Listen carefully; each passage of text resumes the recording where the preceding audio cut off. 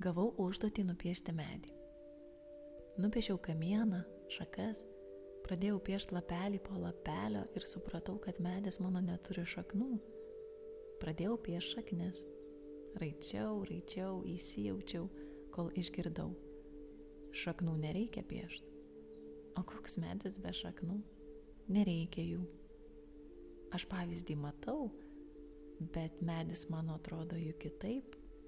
Be šaknų tai čia kaip ugnis be pelenų, kaip paukščiai be sparnų, nors gali juk visaip čia būti. Taip, tavo medis nepanašus į tą, kurį reikia nupiešti. Tai man dabar šaknis nurėžti? Juokiausi aš. Kol supratau, menki juokai. Netryniau nei šaknų, nei kamieno, nei lapelių, bet reik kovot man dėl tokio savo pasirinkto kelio. Tai per poetiška, tai per jautru, tai piešiny per daug spalvų, jaučiu kažko nesuprantu. Žinau tik tai, kaip jaučiu, taip ir jaučiu. Man sakė, neperžengtų ribų. O ribos tai čia kur? Juoda spalva pavasario piešinyje riba?